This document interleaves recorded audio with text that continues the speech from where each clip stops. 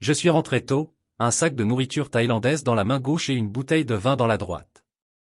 Le préféré de Jasmine, celui qui, selon elle, se mariait parfaitement avec le poulet épicé au basilic que nous commandions toujours. Je me suis répété ce geste des centaines de fois dans ma tête, me remémorant la façon dont son visage s'illuminerait en me voyant à la porte, son sourire comme à l'époque où nous sortions ensemble. J'avais même prévu la petite blague que je ferais sur le vin. Devinez qui est romantique maintenant. Mais la maison était trop silencieuse. Pas de salutation dans le couloir. Pas d'odeur de bougie ni de rire dans le salon, juste un bruit étouffé venant du bout du couloir. J'ai laissé la porte d'entrée se refermer derrière moi en posant le sac sur le comptoir, m'arrêtant pour reprendre mon souffle.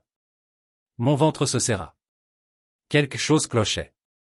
Je ne pouvais plus ignorer le son, un rire étouffé, le genre qui n'était pas le bruit de fond d'une émission de télé ou d'un podcast. C'était trop chaleureux, trop humain. J'ai traversé le couloir comme si j'étais en pilotage automatique, mes doigts parcourant le mur comme si la texture de la peinture pouvait me rattacher à la réalité. La porte de la chambre était un trou béant, juste assez pour laisser une lueur de lampe se répandre sur la moquette du couloir. Je me suis arrêté dehors, le cœur battant la chamade comme s'il allait exploser. Je me suis demandé un instant si je n'exagérais pas. C'était peut-être un appel vidéo. Sa sœur était peut-être en visite, mais la vérité m'a serré les côtes comme un couteau. Ma main a touché la poignée de la porte avant même que je ne réfléchisse à ce que je faisais. Elle était chaude sous ma paume. Je l'ai tournée lentement et délibérément. Comme un homme ouvre une porte qu'il sait déjà ne pas devoir ouvrir. Et elle était là, Jasmine. Les cheveux ébouriffés, les draps noués autour de sa taille, sa peau luisant dans la pénombre. Et à côté d'elle, Logan, torse nu. Mon meilleur ami depuis le lycée. L'homme qui était à mes côtés le jour de mon mariage. Sa main sur mon épaule, son sourire éclatant, me promettant qu'il me soutiendrait toujours. Mon estomac se serra comme un coup de poing. Chaque souvenir de lui, chaque blague, chaque bière partagée après une dure journée me traversèrent l'esprit comme des instantanés d'une vie que je ne reconnaissais plus. Elle ne cria pas, ne broncha même pas. Elle me regarda simplement, les yeux froids et les lèvres pincées en un sourire narquois, comme si elle attendait ça, comme si j'étais celle qui était arrivée au mauvais endroit. Elle pencha la tête, d'une voix douce comme du satin, et dit « Qu'est-ce que tu vas faire ?» criai. Les mots me transpercèrent, tranchants et saccadés. Ma bouche devint sèche. J'avais envie de crier, de rager, de balancer quelque chose. Mais la colère s'évapora avant même d'avoir atteint mon but, remplacée par quelque chose de froid et de calme. Les yeux de Logan croisèrent les miens une fraction de seconde. Il détourna le regard. Son visage était une toile de regret et de honte.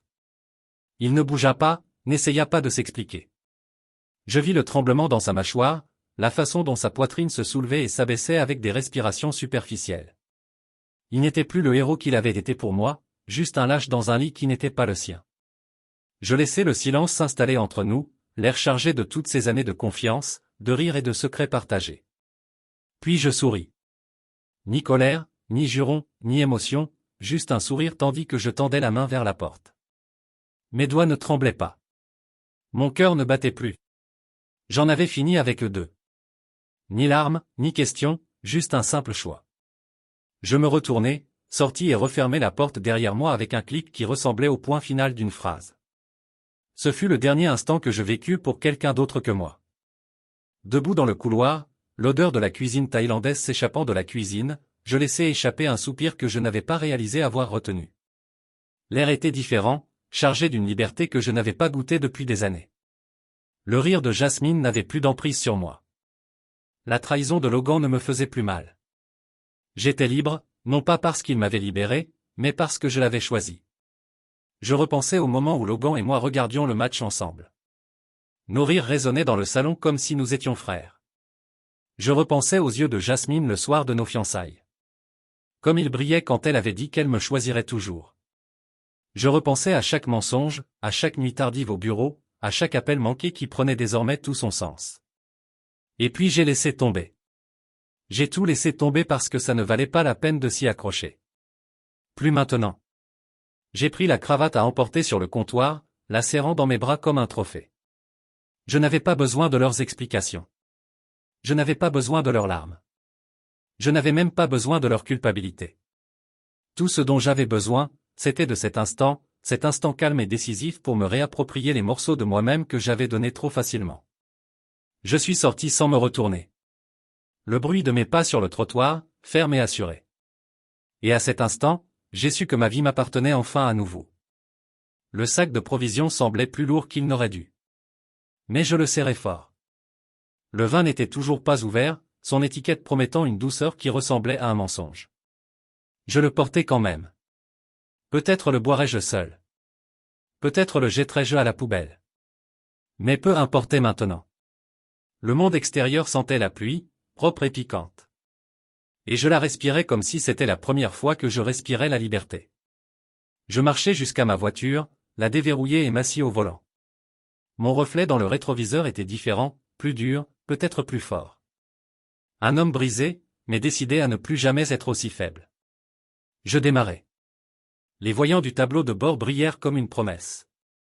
Et en m'éloignant du trottoir, je ne regardai pas une seule fois dans le rétroviseur. Je n'y retournai pas ce soir-là. Je ne répondis pas à ses SMS. Je n'ouvris pas les 5 appels manqués de Logan. L'air nocturne sentait l'asphalte et le sel marin lorsque je m'arrêtai dans le petit hôtel à la sortie de la ville. Un de ces vieux endroits avec une enseigne au néon qui bourdonnait comme si elle avait une histoire à raconter. Je me suis garé sous le panneau clignotant, plein de place, même si je savais qu'il y avait plein de chambres. Qui d'autre serait là un mardi soir? Le caissier a à peine levé les yeux quand j'ai payé en espèces. Je ne voulais ni question, ni compassion. Je voulais le silence. La clé était un morceau de plastique usé. La moitié des chiffres avaient été effacés. Je l'ai glissé dans ma poche et j'ai emprunté l'étroit couloir. La moquette absorbait mes pas jusqu'à ce que je me sente comme un fantôme. À l'intérieur, tout ressemblait à un faux couvre-lit à motifs, 2 murs blancs, une lampe qui projetait une lumière trop crue pour être réconfortante. J'ai posé mon téléphone sur la table de nuit, écran éteint, notification masquée. Je me suis assis au bord du lit et j'ai fixé le mur blanc. Mon esprit rejouait la scène. Le sourire narquois de Jasmine, le regard détourné de Logan, les draps emmêlés de trahison. J'ai essayé de ressentir la colère, la trahison, le chagrin, mais c'était comme regarder un feu de camp s'éteindre. Plus de flammes, seulement des braises. J'ai pris une longue inspiration, emplissant mes poumons de l'air vicié du motel, et j'ai expiré, lentement et délibérément. C'était la partie à laquelle il ne s'attendait pas, le silence, le calme qui précédait le prochain mouvement. J'ai pris mon téléphone et j'ai composé Mara Bennett. Elle a répondu à la 3e sonnerie, la voix groggy, mais alerte. Les avocats ne dorment pas. Ils font juste la sieste entre 2 crises. Royce, ça va? A-t-elle demandé. J'entendais des papiers froissés, le bruissement du professionnalisme se réveillant. Il faut que je parle divorce, ai-je dit. Ma voix était plate, comme si j'avais épuisé toute ma rage. Ce soir, elle n'a pas demandé pourquoi. C'est pour ça que je l'avais appelée. Donne-moi 30 minutes, a-t-elle dit. Et je l'ai entendue se ressaisir, sa voix d'avocate se mettant en place comme une armure. Envoie-moi l'adresse de l'hôtel par SMS. J'arrive. J'ai raccroché sans la remercier. J'aurai le temps de la remercier plus tard. Ensuite, j'ai appelé Ezra, mon cousin, mon plus vieil ami qui avait troqué les racines familiales de la petite ville contre des immeubles et des contrats de sécurité à haut risque. Il a répondu comme toujours. Quel est le travail? Pas de bonjour, pas de civilité, juste une préparation. J'ai besoin d'un coup de balai, ai-je dit. Numérique, téléphone, email et personnel. Ma maison, mes appareils photo, tout ce que j'ai manqué. Il n'a pas posé de questions, il a juste dit, envoie-moi les détails par SMS. Je m'en occupe. J'ai raccroché et j'ai senti un léger poids se soulever de ma poitrine. Le dernier appel a été le plus dur. Kiko, mon ancien colocataire de l'époque où le loyer se payait en factures froissées et en ramène tard le soir. Il a percé dans l'immobilier. Il a acheté l'immeuble où Jasmine et moi vivions. Il avait toujours dit que je pouvais l'appeler pour n'importe quoi. Alors, je l'ai fait. Dis donc, ai-je dit, et ma voix s'est brisée. Dis donc, mec, a-t-il dit instantanément, lisant l'attention. Quoi de neuf? J'ai besoin de savoir si vous avez quelque chose sur l'immeuble. Des images, des cartes magnétiques, des registres. Je crois que j'ai raté quelque chose. Il n'a pas demandé pourquoi. C'est pour ça qu'il était mon ami. N'en dis pas plus, a-t-il dit. Je t'apporterai tout demain matin. J'ai fermé les yeux, le téléphone froid dans la main, et j'ai laissé le silence s'installer. J'ai posé le téléphone et fixé le plafond. Tout ce que Jasmine et Logan pensaient savoir sur moi était faux. Ils pensaient que j'allais craquer, revenir en rampant, implorer des explications et des excuses. Mais je n'avais besoin ni de l'un ni de l'autre. Ce dont j'avais besoin, c'était de contrôle. Et j'ai appris depuis longtemps que le contrôle se construit pièce par pièce. Je suis allé au petit bureau près de la fenêtre, j'ai allumé la lampe et j'ai ouvert le bloc-notes. Les pages étaient fines, bon marché, mais je m'en fichais. J'ai commencé à écrire des listes, des comptes bancaires, des placements partagés, des contrats de location de voitures, des cartes de crédit. Chaque élément de ma vie qui portait le nom de Jasmine était un fardeau que j'étais sur le point d'éliminer un à un. Je n'étais pas en colère. J'étais méthodique. Ma main me faisait mal à force d'écrire quand on frappa à la porte. J'ouvris et trouvai Mara vêtue d'un jean foncé et d'un blazer noir, le regard perçant derrière des lunettes à monture métallique. Elle entra comme si elle était chez elle, déposant sa serviette sur la table et l'ouvrant d'un coup sec. « Dis-moi tout », dit-elle en sortant un bloc-notes jaune et une épingle qui brillait comme une épée. Je lui ai parlé du rire que j'avais entendu, de la porte que j'avais ouverte, du sourire narquois que Jasmine arborait comme une couronne. Je lui ai parlé de Logan, mon meilleur ami, mon frère, et de tout sauf du sang, qui ne pouvait même pas me regarder dans les yeux. Je lui ai parlé du contrat de mariage que Jasmine avait signé il y a 5 ans, celui qu'elle prenait pour une simple formalité. Les yeux de Mara se sont illuminés quand j'ai mentionné cela. C'est son moyen de pression, a-t-elle dit. On va les enterrer. J'ai hoché la tête, le mot « eux » résonnant dans ma tête comme une cloche funéraire. Elle a pris des notes comme un chirurgien, chaque détail nourrissant sa stratégie. Tu as des preuves, a-t-elle demandé. Des photos, des SMS, quelque chose. Je lui ai parlé d'Ezra, des rapports et des images qu'il me procurerait. Bien, a-t-elle dit. On déposera le dossier demain.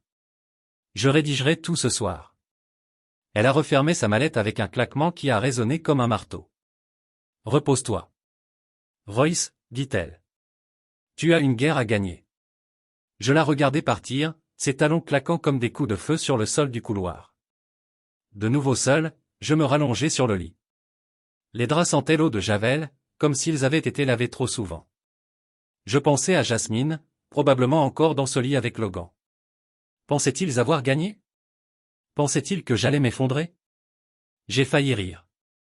Ils avaient pris mon silence pour une reddition. Ils ignoraient que chaque souffle discret aiguisait ma concentration. J'éteignis la lumière et laissai l'obscurité envahir la pièce. Je n'étais pas brisé. J'étais concentré.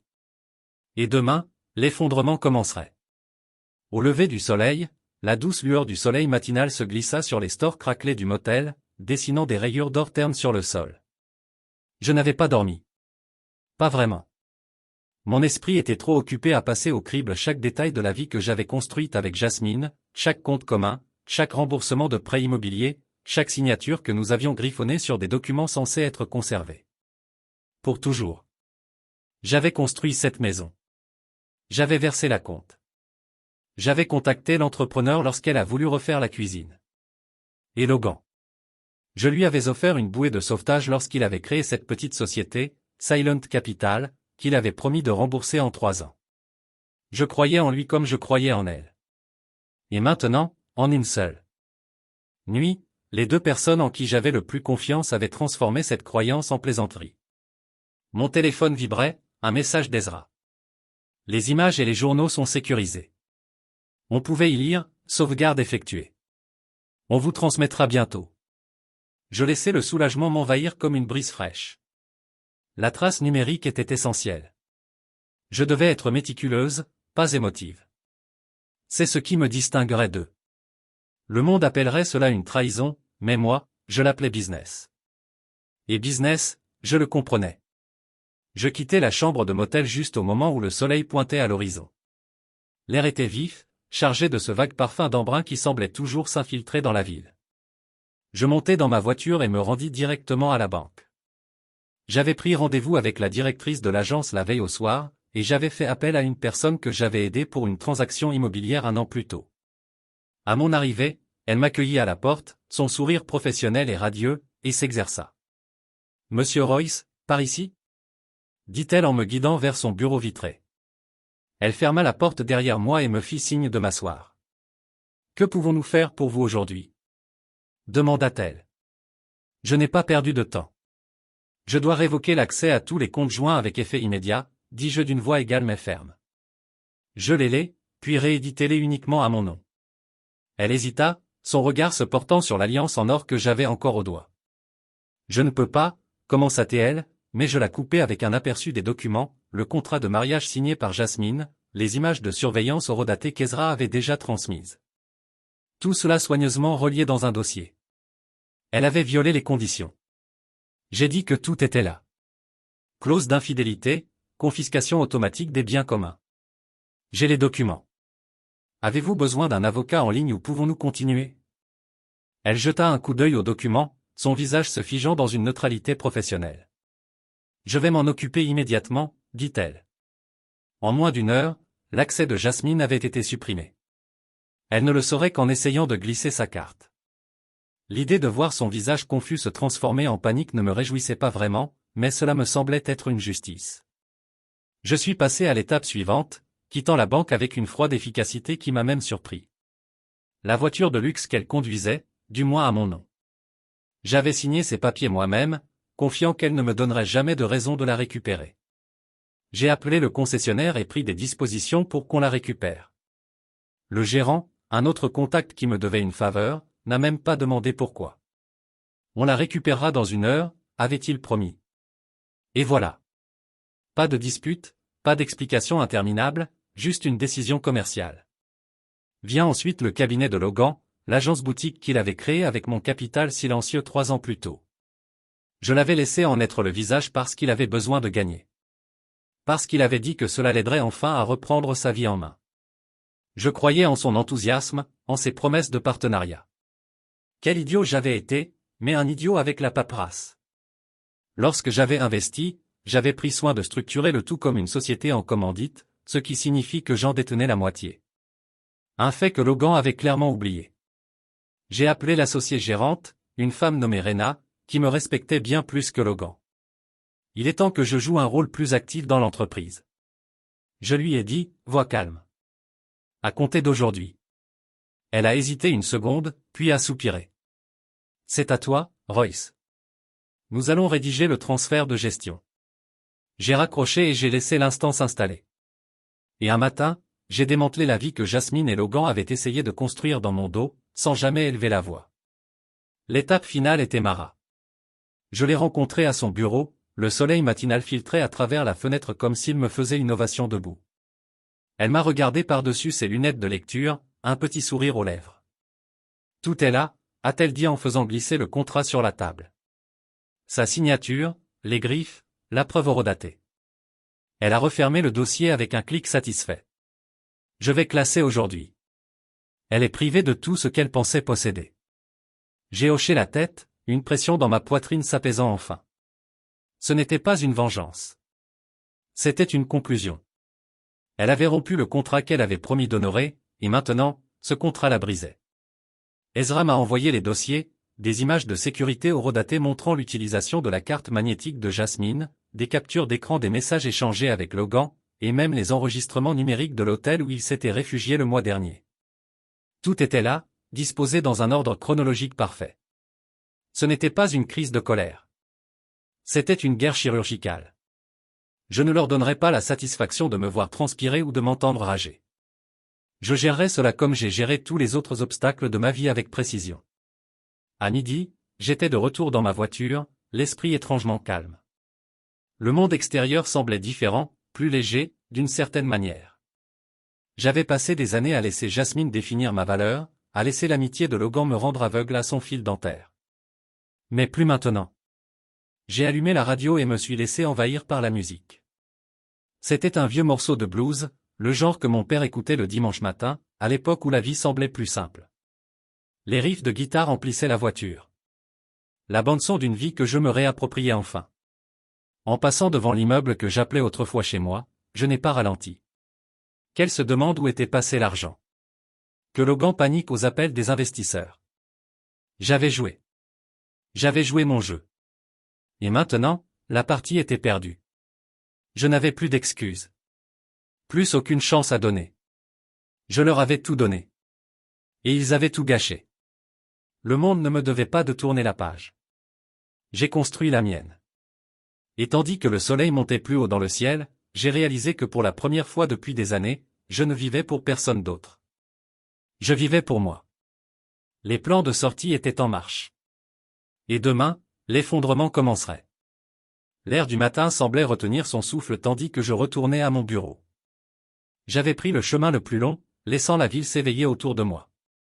L'odeur du café et du bitume frais me rappelait que le monde se fichait de la trahison. Ça continuait de tourner. Je garai la voiture et restai assise un moment, les doigts tambourinant sur le volant. Les fichiers numériques d'Ezra étaient en sécurité sur mon téléphone, chaque SMS, chaque journal d'appel, chaque angle de prise de vue, un enregistrement de tout ce que Jasmine et Logan pensaient m'avoir caché. Je l'ai parcouru une dernière fois, non pas par doute, mais parce que j'avais besoin de me rappeler que ce n'était pas un rêve dont je pouvais me réveiller. C'était ma vie maintenant, et je devais en assumer chaque parcelle. Je pris l'ascenseur jusqu'à mon bureau, le bourdonnement familier des néons et l'odeur du papier et du café rassis m'accueillant comme une vieille amie. Mon assistante, Carmen, leva les yeux de son bureau, les yeux légèrement écarquillés. « Monsieur Royce, vous regardez » dit-elle en s'interrompant, ne sachant pas comment terminer sa phrase. Je forçai un sourire. « J'ai l'air d'un homme qui a du travail, » dis-je. Elle hocha la tête, le soulagement inondant son visage, et se retourna vers son écran. Je fermai la porte de mon bureau derrière moi et m'assis à mon bureau, le poids des dernières 48 heures s'installant dans mes os. J'ouvris mon ordinateur portable, fixant l'écran vide un instant avant de taper le nom du disque partagé que j'avais créé par simple souci de transparence. L'ironie ne m'échappa pas, Jasmine disait toujours qu'elle aimait mon honnêteté, ma franchise. Maintenant, elle comprendrait tout. J'ai tout téléchargé. Les captures d'écran de ses textos avec Logan, ceux où elle riait de mon travail tardif pendant qu'elle planifiait leurs petites escapades. Les messages vocaux qu'elle lui avait laissés, doux et essoufflés, l'appelant « bébé », et dont elle parlait à jamais. J'ajoutais les relevés de transactions de notre compte commun. Chaque dîner débité sur ma carte. Chaque réservation d'hôtel. Chaque reçu Uber. Chaque ligne, un couteau. Les photos de l'enquêteur d'Ezra scellant le cercueil. Jasmine et Logan dans un motel miteux. Bras dessus bras dessous. Son sourire, le même qu'au début de notre relation. Ce n'était même pas la trahison qui me touchait le plus. C'était la désinvolture. Leur façon d'évoluer dans le monde. Comme si ma douleur n'était qu'une note de bas de page dans leur histoire. Je m'assurais que chaque fichier était étiqueté, chaque horodatage clair. Personne ne pourrait dire qu'il n'avait pas compris ce qu'il lisait. Personne ne pourrait dire que j'exagérais. J'ai ajouté une note en haut du disque. Pas de commentaires, pas de légende, juste la vérité. Puis j'ai copié le lien. J'ai pris une inspiration, sentant le poids de ce que j'allais faire peser sur mes épaules. Ce n'était pas de la vengeance. C'était de la transparence. S'il voulait savoir qui j'étais vraiment, il pouvait tout voir. Chaque détail froid et calculé. J'ai ouvert ma boîte mail et commencé à ajouter des destinataires, des amis proches qui nous avaient accompagnés le jour de notre mariage. Le pasteur qui nous avait mariés, qui nous avait appelé son couple préféré, sa famille, ses parents, sa sœur Claire, la cousine qui disait toujours que j'étais la meilleure chose qui soit arrivée à Jasmine. Sa famille, Jared, le frère de Logan, sa sœur Emily, l'oncle qui avait porté un toast à notre mariage, vantant notre amitié, et juste pour le plaisir, les investisseurs de Logan, ceux qui avaient signé de gros chèques parce qu'ils croyaient en lui. Ils voudraient savoir sur qui ils pariaient. J'avais péché. L'air dans la pièce était différent après, comme si j'avais brisé un sort. Mon cœur était stable, sans coupe-bordure. Je leur avais montré la vérité et les avais laissés tirer leurs propres conclusions. Je n'avais pas besoin de crier. Je n'avais pas besoin de lutter. J'avais juste besoin qu'ils voient. Je me suis adossé à ma chaise et j'ai fermé les yeux un instant. Le bourdonnement de la ville devant ma fenêtre était comme une machine à bruit blanc pour mes pensées. Je me demandais ce que Jasmine ferait en le voyant. Pleurerait-elle? Est-ce qu'elle allait m'appeler? Essayer de trouver une explication? Logan essaierait-il de faire passer ça pour une erreur? Un moment de faiblesse? Je m'en fichais. Leur réaction n'était plus de ma responsabilité. Mon téléphone a lâché. Les messages ont commencé à arriver à toute vitesse. Jared, mec, je ne sais même pas quoi dire. Je suis tellement désolé, Emily. J'ai toujours pensé qu'il y avait quelque chose qui clochait chez eux. Tu méritais mieux. Claire, elle est là avec moi. C'est une épave. Je pense qu'elle ne croyait pas que tu te défendrais un jour. Et le meilleur, Marshall Lang, le plus gros investisseur de Logan. Tu aurais dû me dire que tu étais impliqué. Roi, je me retire. Cet homme est un boulet. Je l'ai lu 2 fois. Un petit sourire a traversé mon visage. L'entreprise de Logan était bâtie sur son investissement. Sans lui, il serait mort-né. Je n'ai répondu à aucun d'eux. Qu'ils sachent la vérité. Je suis retourné à mon ordinateur portable et j'ai créé un deuxième dossier, deuxième partie. J'ai ajouté tout ce qui se trouvait dans le contrat de mariage. La clause qui garantissait à Jasmine la perte immédiate de tout droit ou bien commun en cas d'infidélité, la preuve de la violation, signée et attestée. J'ai ajouté les détails du contrat de location de voiture, les contrats de prêt, les documents de partenariat tacite, tout ce qui montrait clairement qu'elle ne me perdait pas seulement. Elle perdait la vie qu'elle avait bâtie à mon nom. J'ai mis à jour le lien Google Drive pour inclure le nouveau dossier, puis je me suis installé confortablement et j'ai regardé les notifications s'enchaîner. J'ai imaginé Jasmine lisant les emails, son monde s'écroulant autour d'elle. J'ai imaginé Logan à son bureau, l'appel de Marsha arrivant, sa vie soigneusement organisée se défaisant poste après poste. Je n'éprouvais pas de triomphe. Pas exactement. C'était plutôt une profonde satisfaction durable, le sentiment que la balance avait enfin penché en ma faveur. Ils avaient pris ma confiance et l'avaient transformée en arme. Maintenant, je la reprenais, tout simplement. Je me suis levé et me suis dirigé vers la fenêtre, contemplant la ville. Le soleil était monté plus haut, peignant les immeubles de nuances d'or et d'ambre. Pour la première fois depuis longtemps, j'avais l'impression de respirer mon propre air, et non l'oxygène de seconde main des attentes des autres. C'était ma vie désormais. Et je n'en avais pas fini. Loin de là. J'avais encore des démarches à faire, d'autres pièces à arranger. Mais pour l'instant, je m'accordais un moment de victoire tranquille. Je me détournai de la fenêtre, pris mon téléphone et composai le numéro de Mara. C'est fait, dis-je. Elle ne demanda pas de détails. Elle n'en avait pas besoin. Bien, répondit-elle. Je déposerai tout cet après-midi. L'avocat de Jasmine essaiera de gagner du temps, mais le contrat de mariage est scellé. Elle a terminé. J'ai hoché la tête même si elle ne me voyait. Pas. Merci, Mara. Ne me remercie pas encore, dit-elle d'une voix grave. Bien sûr. On ne fait que commencer. J'ai raccroché et laissé ces mots s'installer dans ma tête. On ne fait que commencer. C'était exactement ça. Jasmine a appelé 19 fois de suite. Je n'ai pas répondu. Chaque fois que l'écran du téléphone s'allumait, je voyais son nom clignoter et s'effacer comme un signal d'alarme. Je l'imaginais dans cet appartement que nous avions partagé, arpentant les étages, serrant son téléphone comme une bouée de sauvetage. Elle avait probablement les larmes aux yeux, la voix tremblante, répétant des excuses qui n'auraient jamais abouti. Mais rien de tout cela ne m'émouvait plus. Sa voix avait perdu son pouvoir d'entamer ma détermination. Chaque appel me rappelait qu'elle ne s'attendait pas à ce que je riposte. Elle avait toujours pensé que je croulerais sous le poids de sa trahison, que j'accepterais son retour comme un idiot, avide de miettes. Mais elle m'avait sous-estimé. Et maintenant, elle l'apprenait à ses dépens. Logan n'était pas différent. Il envoya un long email, un mélange désespéré d'excuses et de regrets à moitié cuits. Bon sang, je ne sais pas quoi dire. C'est arrivé comme ça, et j'aimerais pouvoir revenir en arrière. S'il te plaît, ne me gâche pas la vie.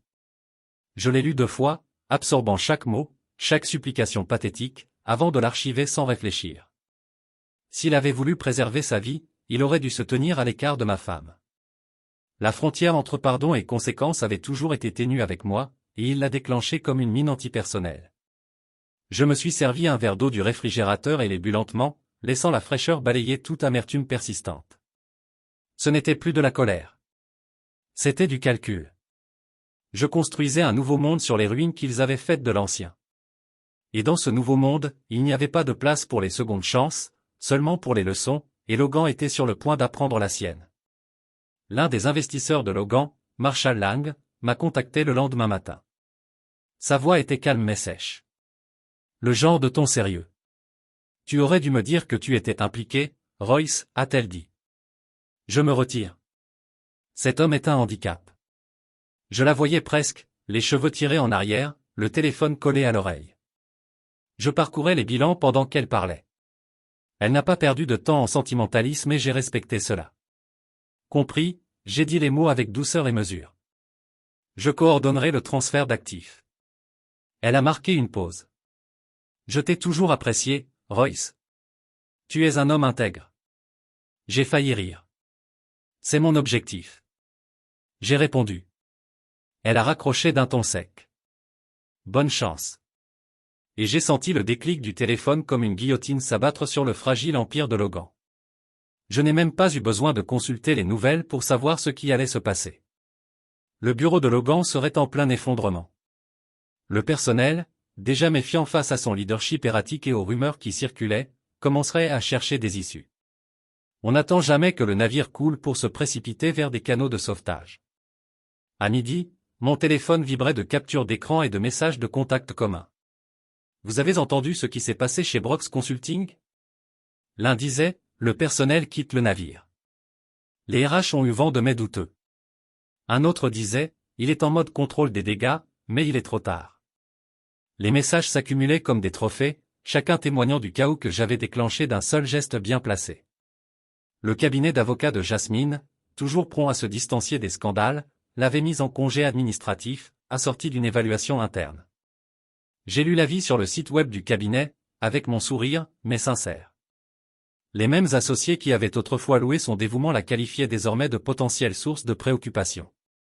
Je me suis demandé si elle avait pleuré en lui remettant la lettre ou si elle avait tenté de riposter avec ce même sourire narquois qu'elle m'avait adressé la nuit où je l'avais trouvée au lit avec Logan. J'ai imaginé la salle de conférence, les voix polies mais froides, la déception plus tranchante que n'importe quel couteau, et je n'ai ressenti rien, ni pitié, ni satisfaction, juste un sentiment silencieux d'inévitabilité. Les actes avaient des conséquences, et Jasmine faisait enfin face aux siennes. J'ai mis à jour mon Google Drive avec un dossier, partie 2, un cimetière numérique de preuves supplémentaires que j'avais rassemblées. Des courriels de Logan à Jasmine, abordant tous les sujets, des réservations d'hôtels à la façon dont il s'était moqué de moi. Des relevés de transactions montrant l'utilisation effrontée de ma carte par Jasmine pour financer leurs petites escapades. Tout était là, horodaté et indiscutable. Je n'ai pas raconté. Je n'ai pas fait de commentaires. J'ai simplement laissé les faits parler d'eux-mêmes, car la vérité n'avait pas besoin de ma voix pour crier. Elle était déjà suffisamment forte. En téléchargeant le dernier fichier, je me suis adossé à mon fauteuil et j'ai pris une grande inspiration. J'ai repensé à toutes les fois où je leur avais accordé le bénéfice du doute. Toutes les nuits où j'étais resté tard au bureau pour construire une vie qu'ils appréciaient tous les deux, sans jamais me douter qu'ils en construisaient une autre sans moi. J'ai repensé aux promesses de loyauté de Logan. Aux vœux de fidélité de Jasmine, au rire qui avait autrefois résonné dans notre maison comme une promesse d'éternité. Et puis j'ai laissé tomber. Cela ne faisait plus partie de moi. J'en étais débarrassé. Débarrassé d'eux. Je me suis levé et me suis dirigé vers la fenêtre. La ville s'étendait sous moi. Un enchevêtrement de rues et d'histoires qui n'avaient rien à voir avec la mienne. J'ai vu un homme en costume traverser la rue en courant, sa mallette se balançant, le visage empreint de détermination. Je me suis demandé s'il poursuivait quelque chose ou s'il fuyait quelque chose. Peut-être les deux. Je connaissais ce sentiment. Mon téléphone a vibré de nouveau. Un message de Rena, l'associée directrice du cabinet de Logan. L'effondrement de Logan est flagrant. Le personnel est en panique. Les investisseurs sont dehors. Si vous voulez intervenir, c'est le moment. J'ai souri. Même les vautours s'impatientaient. Mais je n'avais aucune envie de fouiller dans le cadavre de ces échecs. J'avais déjà obtenu ce dont j'avais besoin, la vérité, la conclusion, la liberté d'aller de l'avant. J'ai répondu, merci pour l'info. Qu'il brûle tout lui-même.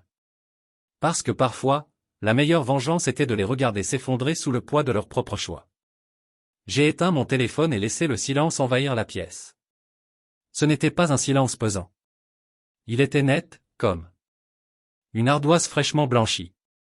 J'ai repensé à l'homme que j'avais été, celui qui avait cru en l'amour, en la loyauté et en l'amitié éternelle.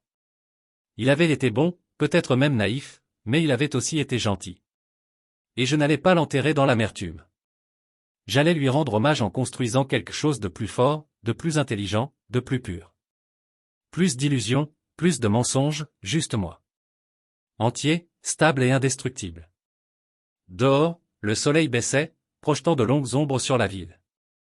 J'ai senti un calme m'envahir, une confiance tranquille qui venait de savoir que j'avais fait le bon choix, même si cela n'avait pas été agréable. Jasmine et Logan avaient écrit leur propre fin. Je m'assurais juste qu'elle soit bien ponctuée. L'effondrement était là, et ils le vivaient. Et moi, je tournais déjà la page. Les jours suivants furent emplis de silence et de honte. Pas le mien, cependant. J'avais déjà perdu ça comme un vieux manteau. C'était la honte de Jasmine maintenant. La honte de Logan. Le genre qui s'accrochait à chaque appel manqué, toutes les excuses maladroites, chaque message texte qui a commencé par « S'il vous plaît écoutez ». Mais je n'ai répondu à aucun d'entre eux. Je n'ai même pas ouvert la plupart d'entre eux. J'avais fini de leur donner la scène. Mon histoire n'était plus une scène pour leurs confessions et leurs excuses à moitié cuites. Je leur ai donné suffisamment de chance, suffisamment d'explications, assez de grâce. Maintenant, il ne restait plus que le calme qui est venu après la vérité. Jasmine a emménagé avec sa sœur Claire, qui m'a envoyé un texto une fois. Elle est en désordre, Royce. Elle ne pensait pas que tu la quitterais. Elle pensait que tu te battrais pour elle. J'ai lu ce message 2 fois, ressentant l'ironie amère. Se battre pour elle. J'avais combattu pour nous tous les jours. Chaque fois que je négligeais une nuit tardive au bureau, chaque fois que je me convins que sa froideur n'était que du stress. J'avais combattu jusqu'à ce que je réalise que j'étais le seul sur le ring. Et à ce moment-là, j'avais déjà perdu trop de tours. Je n'ai pas répondu au message de Claire. Il ne restait plus rien à dire. Laissez Jasmine pleurer sur l'épaule de sa sœur. Laissez-lui goûter les conséquences des choix qu'elle a faits. L'écho de mon silence serait plus fort que n'importe quel argument. Pendant ce temps, le frère de Logan, Jared, m'a laissé un message vocal. Sa voix était basse, comme s'il avait peur que quelqu'un entende. Vous avez géré cela avec la classe, mec. J'aurais brûlé le monde entier. J'ai souri en rejouant ce message, en entendant le respect dans son ton. Jared avait toujours été le téméraire, celui qui frappait d'abord et posait des questions plus tard, mais même lui savait que j'avais bien joué. Je ne lui ai pas non plus répondu. Certains remerciements n'avaient pas besoin de mots. Ils avaient juste besoin d'être entendus. J'ai passé la plupart de ces jours dans mon bureau, l'endroit que j'avais toujours ressenti le plus en contrôle. Des papiers se sont empilés autour de moi. Documents de divorce, contrats commerciaux, propositions d'investissement. Mon bureau est devenu une forteresse. Chaque feuille de papier une brique dans le mur que je construisais entre mon passé et mon avenir. Chaque fois que le nom de Jasmine se présentait dans la paperasse, je l'ai signé comme si je signalais un fantôme. Parce que c'est tout ce qu'elle était pour moi maintenant. Un fantôme d'une vie qui n'avait jamais vraiment été à moi. Chaque fois que le nom de Logan traversait mon écran, des emails désespérés de son entreprise essayant de sauver ce qui reste. J'ai souri et cliqué sur supprimer. Laissez-le choisir l'épave. Je n'avais aucun intérêt à jouer son sauveur. La nuit, je rentrais chez moi dans l'appartement que j'avais loué le jour où je l'ai quitté. Ce n'était pas fantaisiste, juste une chambre sur le côté et avec une vue sur la rivière, mais c'était comme le mien. Je m'asseyais sur le balcon, les lumières de la ville s'étendant comme une carte de tous les endroits que je n'aurais pas encore. Certaines nuits, je faisais un verre et que je regarderais les bateaux dériver, en réfléchissant à la différence de tout maintenant. Je n'étais plus en colère. La colère avait été brûlée, remplacée par une certitude silencieuse que j'avais fait la bonne chose. C'était une bonne sensation, propre, comme une pièce avec les fenêtres enfin ouvertes. Parfois, lorsque le téléphone bourdonnait dans l'obscurité, je le ramassais et voyais son nom. Jasmine. Elle m'a laissé des messages vocaux que je n'avais jamais écoutés, du texte que je n'ai jamais lu. Parfois, elle appelait juste, raccroche, rappelait à nouveau. Comme la répétition elle-même pourrait annuler les dégâts, mais il ne pouvait pas. Elle ne comprenait pas que les dégâts n'étaient pas seulement l'affaire. C'était le choix qu'elle a fait à ce moment-là pour rire de ma douleur, pour me faire petit, pour me regarder dans les yeux et dire « Qu'est-ce que tu vas faire ?» Cry. C'était le moment où elle m'a perdu. Et aucune quantité de larmes ou d'excuses ne me ramènerait. Un soir, Alors que le soleil plongeait sous l'horizon et que le ciel se tourna vers ce gris doux qui vient juste avant la tombée de la nuit, je me suis assis sur le balcon avec un verre de whisky dans ma main. La ville bourdonne en dessous, le son des cornes de voitures et des rires éloignés se mélangeant à la brise. J'ai pensé à toutes les choses que j'avais perdues et à toutes les choses que j'avais gagnées. J'avais perdu une femme qui ne m'aimait jamais vraiment. J'avais perdu un ami qui n'a jamais vraiment eu le dos. Mais j'avais gagné quelque chose de bien plus précieux, moi-même. J'avais trouvé la version de moi qui n'avait pas besoin que leur validation soit entière. La version de moi qui pouvait rester seule, tête haute, dénudée par leur bruit. Le lendemain matin, je me suis réveillé avec une lettre à ma porte, manuscrite, l'enveloppe mince et tremblante de désespoir. Écriture de Jasmine, petite et soignée. Je l'ai tenue pendant un long moment, pesant son importance, ressentant sa fragilité. Ensuite, je l'ai laissée tomber dans la poubelle sans l'ouvrir parce que quoi qu'elle avait à dire, cela n'avait pas d'importance. Le temps des mots était passé. Elle avait eu la chance de me parler. Elle avait choisi de me parler à la place. Se moquer de moi, pour me rabaisser. Maintenant, la seule voix qui comptait était la mienne.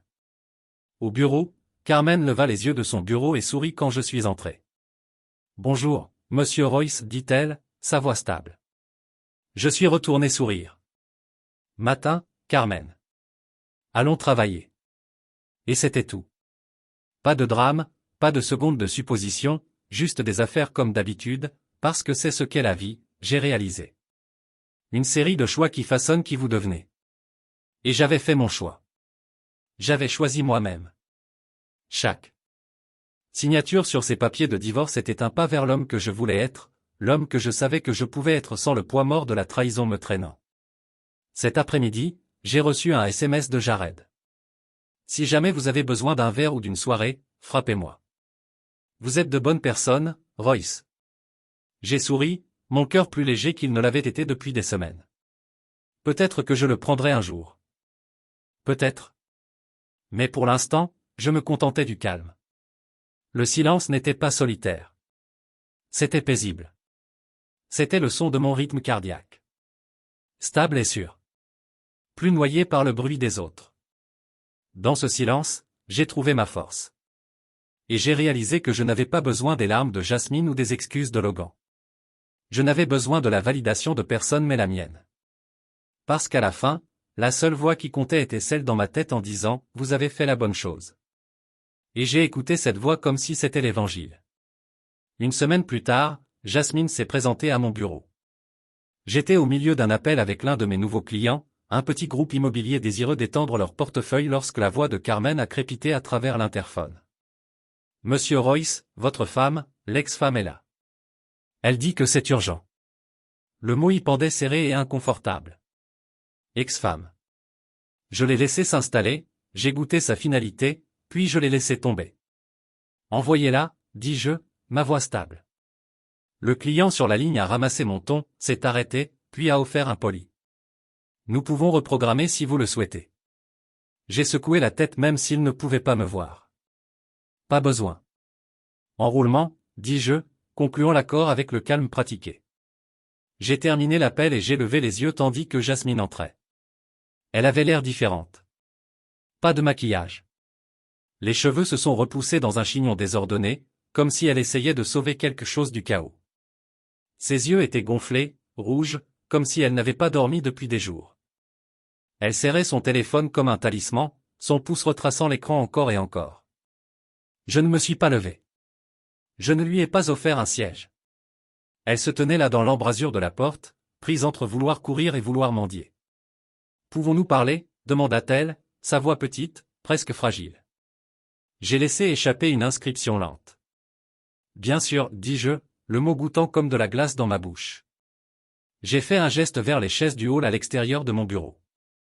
IMP personnel, trop brillant, conçu pour les étrangers, hésita-t-elle, mais se promena, se perchant sur le bord d'une chaise comme elle pourrait la mordre.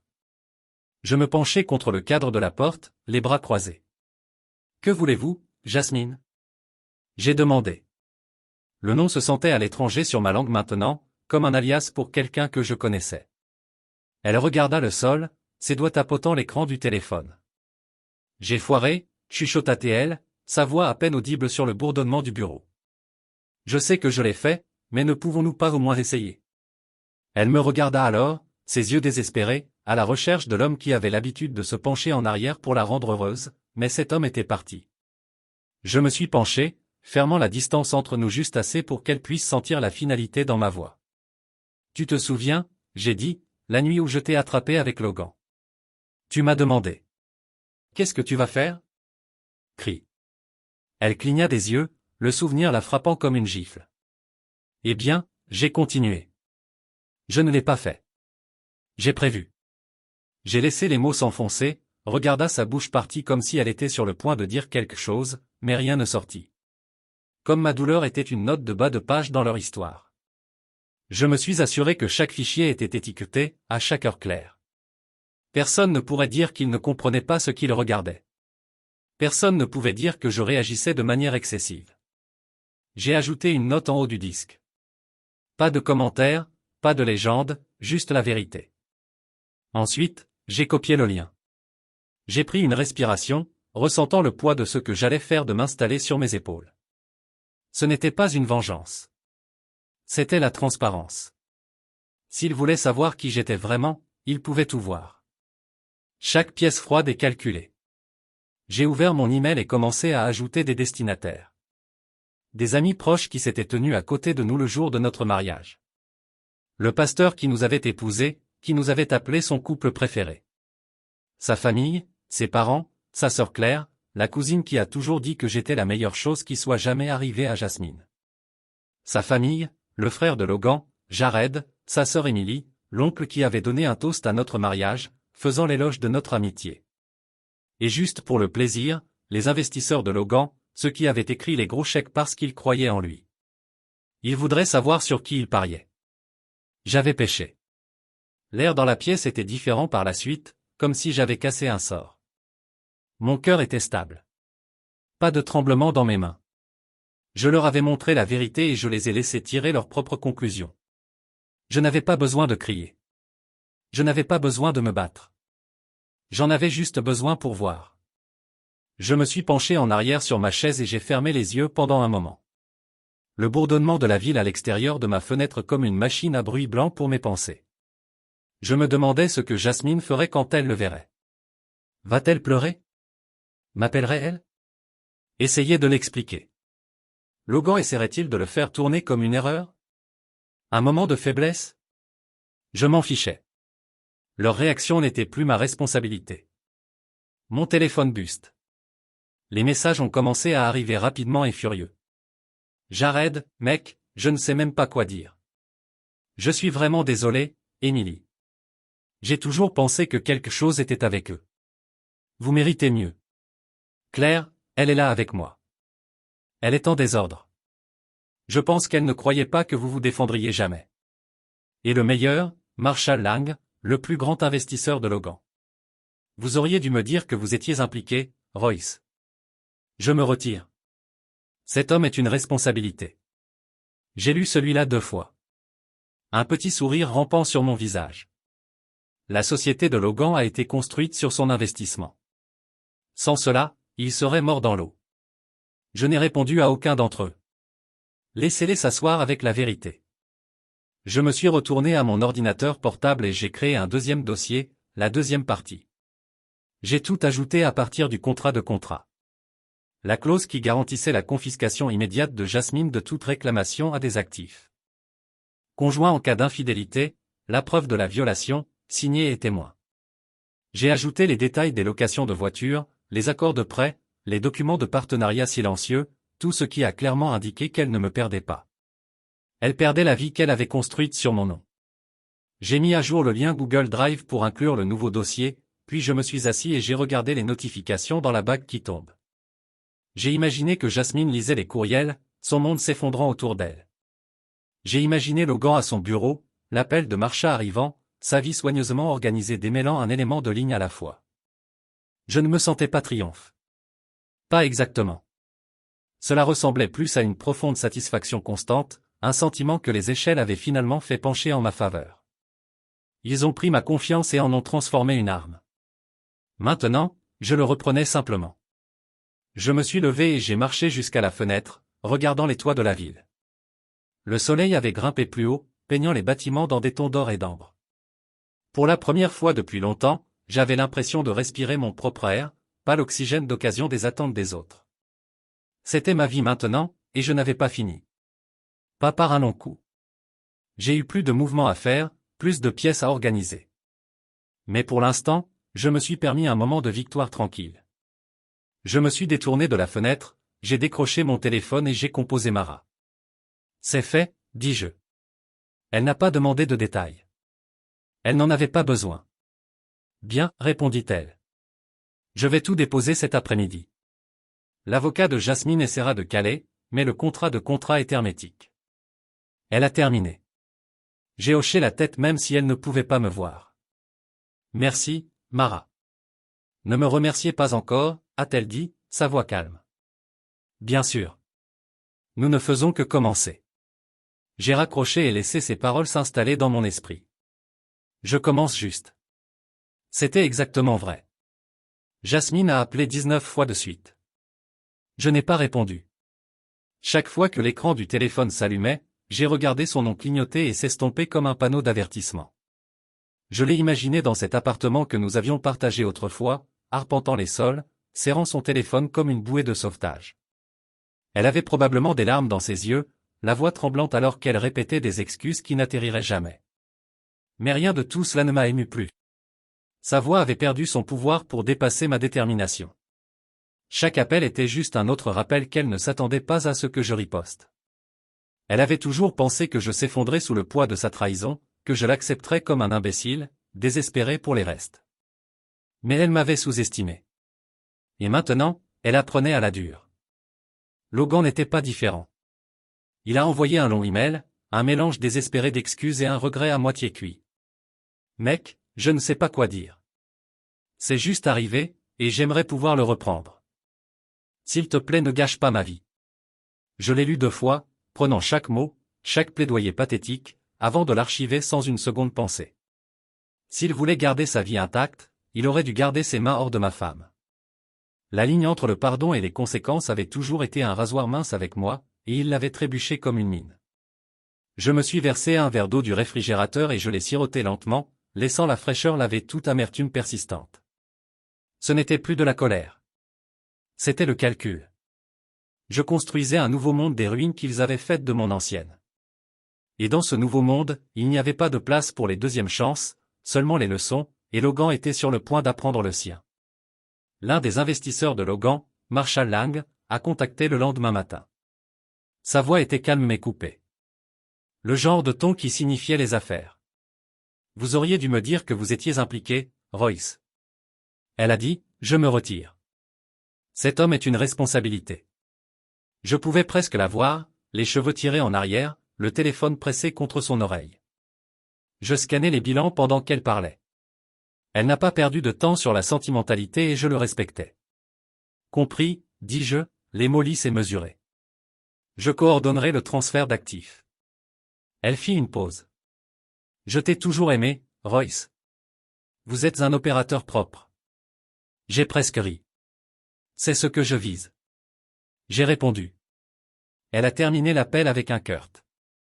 Bonne chance. Et j'ai senti le clic du téléphone comme la lame d'une guillotine tombant sur l'empire fragile de Logan. Je n'avais même pas besoin de vérifier les nouvelles pour savoir ce qui se passerait ensuite. Le bureau de Logan serait à l'effondrement. Le personnel, déjà méfiant de son leadership erratique et de ses rumeurs chuchotées, commencerait à chercher des sorties. Les gens n'attendent jamais que le navire coule avant de commencer à se bousculer pour les canaux de sauvetage. À midi, mon téléphone bourdonnait de captures d'écran et de messages à partir de contacts mutuels. Avez-vous entendu ce qui s'est passé à Brox Consulting? L'un d'eux disait, le personnel de saut en vigueur. Les RH ont eu le vent de certains courriels douteux. Un autre a dit, il est en mode de contrôle des dégâts, mais il est trop tard.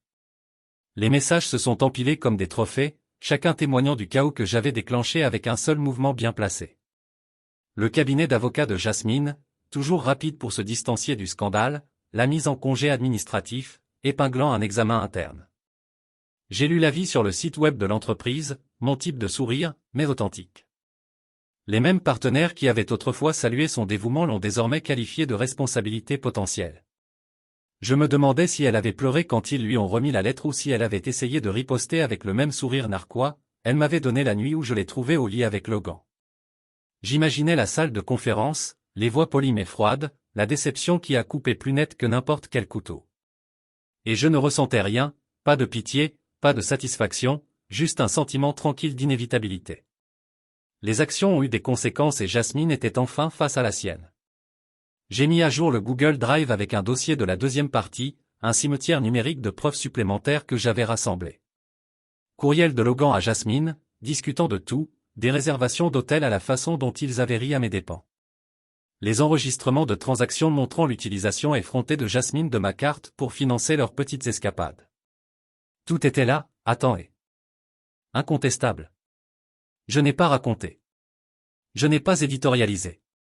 Je laisse juste les faits parler pour eux-mêmes parce que la vérité n'avait pas besoin que ma voix criait. C'était assez fort seul.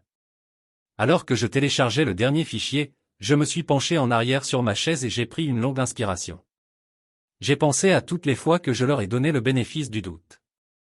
Toutes les nuits où j'avais séjourné en retard au bureau pour construire une vie qu'ils ont tous les deux appréciée, ne soupçonnant jamais qu'ils en construisaient un séparé sans moi. J'ai pensé aux promesses de loyauté de Logan.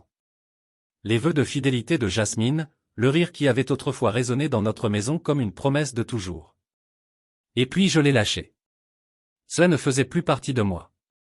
J'en étais propre. Nettoyé d'eux. Je me suis levé et j'ai marché jusqu'à la fenêtre. La ville s'est étendue en dessous de moi. Un enchevêtrement de rues et d'histoires qui n'avaient rien à voir avec le mien. J'ai regardé un homme en costume se précipiter de l'autre côté de la rue, sa mallette se balançant, son visage un masque de détermination. Je me demandais s'il poursuivait quelque chose ou s'en était fusionné. Peut-être les deux. Je connaissais le sentiment. Mon téléphone a de nouveau bourdonné. Un message de Rena, associé directeur de la firme de Logan. L'effondrement de Logan est en plein affichage. Le personnel est en mode panique. Les investisseurs sont absents. Si vous voulez intervenir, c'est le moment. J'ai souri. Même les vautours devenaient agités. Mais je n'étais pas intéressé à reprendre la carcasse de ces échecs. J'avais déjà obtenu ce dont j'avais besoin. La vérité, la fermeture, la liberté de passer à autre chose. J'ai tapé, merci pour la tête. Laissez-le le brûler lui-même. Parce que parfois la meilleure vengeance était simplement de les regarder s'effondrer sous le poids de leur propre choix. J'ai éteint mon téléphone et j'ai laissé le silence remplir la pièce. Ce n'était pas un lourd silence. C'était propre, comme une ardoise fraîchement blanche. J'ai pensé à l'homme que j'avais été, celui qui croyait à l'amour, à la loyauté et à l'amitié qui a duré toute une vie. Il avait été bon, peut-être même naïf, mais il avait aussi été gentil. Et je n'étais pas sur le point de l'enterrer avec amertume.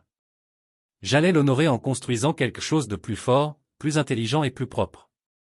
Plus d'illusions, plus de mensonges, juste moi, entière, stable et incassable. À l'extérieur, le soleil plongeait plus bas, jetant de longues ombres à travers la ville.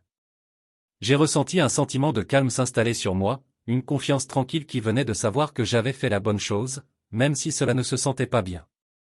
Jasmine et Logan avaient écrit leur propre fin. Je me suis juste assuré qu'il avait la ponctuation appropriée. L'effondrement était là et il le vivait.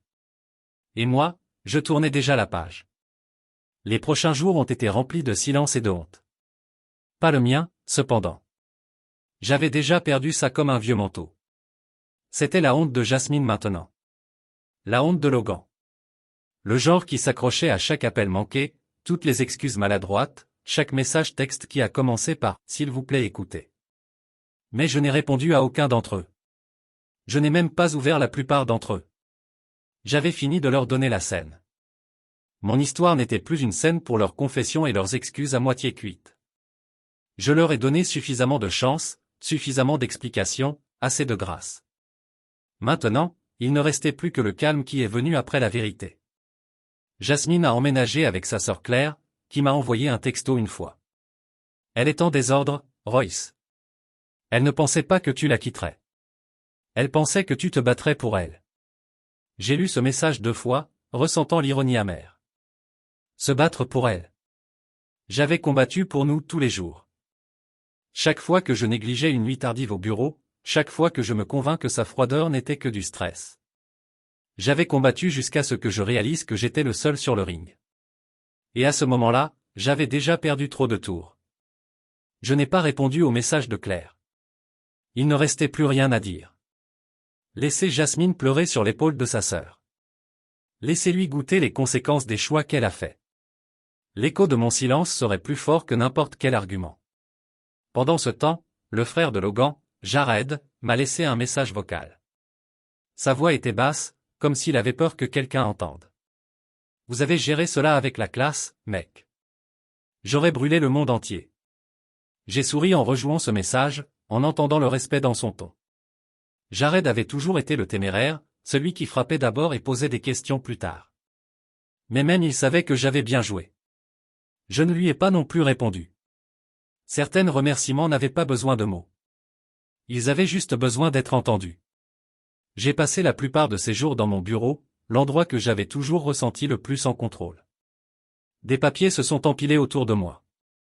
Documents de divorce, contrats commerciaux, propositions d'investissement. Mon bureau est devenu une forteresse. Chaque feuille de papier une brique dans le mur que je construisais entre mon passé et mon avenir.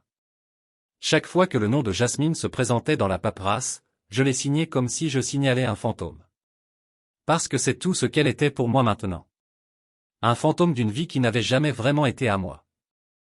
Chaque fois que le nom de Logan traversait mon écran, des emails désespérés de son entreprise essayant de sauver ce qui reste. J'ai souri et cliqué sur supprimer. Laissez-le choisir l'épave. Je n'avais aucun intérêt à jouer son sauveur. La nuit, je rentrais chez moi dans l'appartement que j'avais loué le jour où je l'ai quitté. Ce n'était pas fantaisiste, juste une chambre sur le côté et avec une vue sur la rivière, mais c'était comme le mien.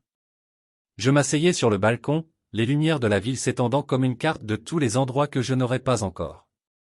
Certaines nuits, je faisais un verre et que je regarderais les bateaux dériver, en réfléchissant à la différence de tout maintenant.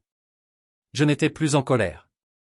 La colère avait été brûlée, remplacée par une certitude silencieuse que j'avais fait la bonne chose.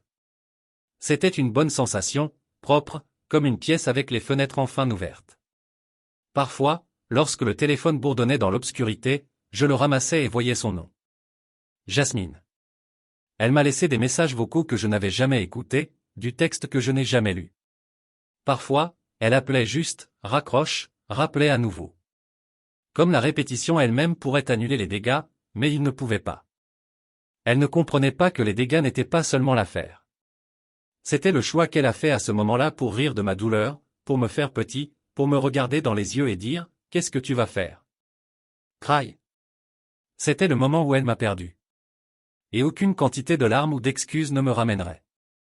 Un soir, alors que le soleil plongeait sous l'horizon et que le ciel se tourna vers ce gris doux qui vient juste avant la tombée de la nuit, je me suis assis sur le balcon avec un verre de whisky dans ma main. La ville fredonnait en dessous, le son des cornes de voitures et des rires lointains se mélangeant à la brise. J'ai pensé à toutes les choses que j'avais perdues et à toutes les choses que j'avais gagnées. J'avais perdu une femme qui ne m'aimait jamais vraiment. J'avais perdu un ami qui n'a jamais vraiment eu le dos. Mais j'avais gagné quelque chose de bien plus précieux, moi-même. J'avais trouvé la version de moi qui n'avait pas besoin que leur validation soit entière. La version de moi qui pouvait rester seule, tête haute, dénudée par leur bruit. Le lendemain matin, je me suis réveillé avec une lettre à ma porte, manuscrite, l'enveloppe mince et tremblante de désespoir. Écriture de Jasmine, petite et soignée. Je l'ai tenue pendant un long moment, pesant son importance, ressentant sa fragilité. Ensuite, je l'ai laissée tomber dans la poubelle sans l'ouvrir parce que quoi qu'elle avait à dire, cela n'avait pas d'importance. Le temps des mots était passé. Elle avait eu la chance de me parler. Elle avait choisi de me parler à la place. Se moquer de moi, pour me rabaisser. Maintenant, la seule voix qui comptait était la mienne. Au bureau, Carmen leva les yeux de son bureau et sourit quand je suis entré. « Bonjour, Monsieur Royce, dit-elle, sa voix stable. Je suis retourné sourire. « Matin, Carmen. Allons travailler. » Et c'était tout. Pas de drame, pas de seconde de supposition, juste des affaires comme d'habitude, parce que c'est ce qu'est la vie, j'ai réalisé. Une série de choix qui façonnent qui vous devenez. Et j'avais fait mon choix. J'avais choisi moi-même. Chaque signature sur ces papiers de divorce était un pas vers l'homme que je voulais être, l'homme que je savais que je pouvais être sans le poids mort de la trahison me traînant. Cet après-midi, j'ai reçu un SMS de Jared. Si jamais vous avez besoin d'un verre ou d'une soirée, frappez-moi. Vous êtes de bonnes personnes, Royce. J'ai souri, mon cœur plus léger qu'il ne l'avait été depuis des semaines. Peut-être que je le prendrai un jour. Peut-être. Mais pour l'instant, je me contentais du calme. Le silence n'était pas solitaire. C'était paisible. C'était le son de mon rythme cardiaque. Stable et sûr. Plus noyé par le bruit des autres. Dans ce silence, j'ai trouvé ma force. Et j'ai réalisé que je n'avais pas besoin des larmes de Jasmine ou des excuses de Logan. Je n'avais besoin de la validation de personne mais la mienne. Parce qu'à la fin, la seule voix qui comptait était celle dans ma tête en disant « Vous avez fait la bonne chose ». Et j'ai écouté cette voix comme si c'était l'Évangile. Une semaine plus tard, Jasmine s'est présentée à mon bureau. J'étais au milieu d'un appel avec l'un de mes nouveaux clients, un petit groupe immobilier désireux d'étendre leur portefeuille lorsque la voix de Carmen a crépité à travers l'interphone. « Monsieur Royce, votre femme, l'ex-femme est là. Elle dit que c'est urgent. » Le mot y pendait serré et inconfortable. Ex-femme. Je l'ai laissé s'installer, j'ai goûté sa finalité, puis je l'ai laissé tomber. Envoyez-la, dis-je, ma voix stable. Le client sur la ligne a ramassé mon ton, s'est arrêté, puis a offert un poli. Nous pouvons reprogrammer si vous le souhaitez. J'ai secoué la tête même s'il ne pouvait pas me voir. Pas besoin. Enroulement, dis-je, concluons l'accord avec le calme pratiqué. J'ai terminé l'appel et j'ai levé les yeux tandis que Jasmine entrait. Elle avait l'air différente. Pas de maquillage. Les cheveux se sont repoussés dans un chignon désordonné, comme si elle essayait de sauver quelque chose du chaos. Ses yeux étaient gonflés, rouges, comme si elle n'avait pas dormi depuis des jours. Elle serrait son téléphone comme un talisman, son pouce retraçant l'écran encore et encore. Je ne me suis pas levé. Je ne lui ai pas offert un siège.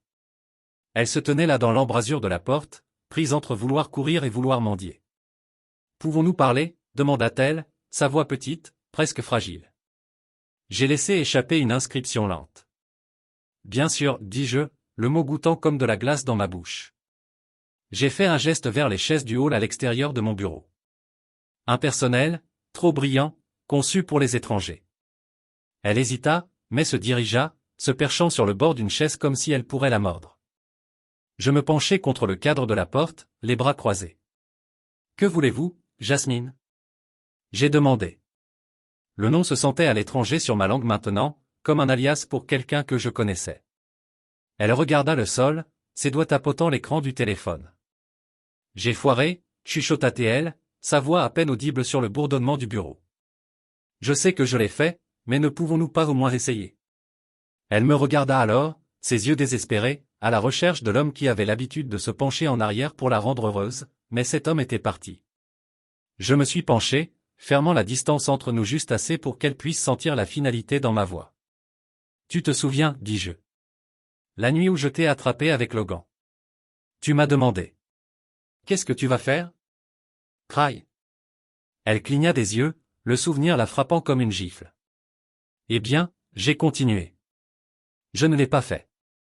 J'ai prévu. J'ai laissé les mots s'enfoncer, regarda sa bouche partie comme si elle était sur le point de dire quelque chose, mais rien ne sortit. J'ai appris quelque chose de sacré dans cette nouvelle vie. La fermeture est interne. Vous pouvez passer des années à attendre des excuses qui ne viennent jamais. Ou vous pouvez apprendre à être vos propres excuses. Vous pouvez vous rendre fou en vous demandant pourquoi ils ont fait ce qu'ils ont fait. Ou vous pouvez accepter que parfois la question elle-même est la cage. Je choisis la liberté. La vengeance est silencieuse. Il n'a pas besoin d'un public. C'est un processus lent de construire, de choisir mieux, de vivre si bien que leur absence devient la partie la moins intéressante de l'histoire. Quand ils pensent que vous pleurerez, souriez à la place. Non pas parce que vous allez bien tout de suite, mais parce que vous le serez bientôt. Et ils ne le verront jamais venir. C'est ce que j'ai réalisé debout ici 6 mois après avoir signé ce dernier document de divorce. Mon sourire n'est plus pour eux. C'est pour moi. C'est une promesse que je ne gaspillerai pas encore une minute en laissant leur choix. Définir ma valeur. Parfois, je me demande si Jasmine fait défiler mes histoires, voit les photos de moi avec les gens qui sont restés, les séances de travail de fin de soirée, les week-ends à Bali, la fondation que j'ai construite à partir de mes propres cendres. Je me demande si elle se rend compte qu'elle m'a donné le cadeau de lâcher prise. Qu'en me trahissant, elle m'a forcé à me choisir. J'aime à penser qu'elle regarde quelque part le plafond en essayant de réécrire l'histoire dans sa tête. Mais c'est son problème. Mon histoire est la mienne seule. Et Logan. J'ai entendu dire qu'il avait déménagé dans une ville où personne ne connaît son nom. A commencé un concert de consultation qui serait déjà louche.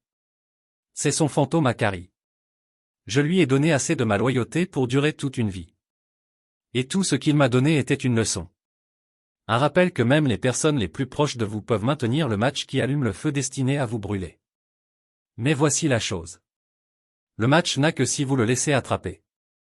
Et j'ai appris à traverser la fumée avec ma tête haute. Pour laisser le vent porter les cendres loin de ma porte.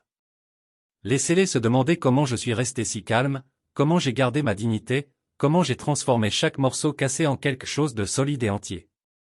Laissez-les se demander et laissez-les rester à se demander. Parce que j'ai appris que lorsqu'ils s'attendent à ce que vous vous émigagiez, que vous ne mendiez, que vous ne se cassez, vous ne leur devez que votre silence. Et peut-être que si vous vous sentez généreux, un sourire. Non pas parce qu'ils le méritent, mais parce que vous le faites. Parce que c'est le sourire qui dit, vous avez pris votre meilleur coup et je suis toujours debout. Je suis mieux que moi. Strong, plus sage, et ils ne le verront jamais venir. Donc, voici les nouvelles règles. La fermeture est la mienne pour décider. La vengeance est silencieuse. Et quand ils pensent qu'ils ont gagné, je souris d'abord et brûler plus tard. Parce que la meilleure vengeance ne l'éprouve pas.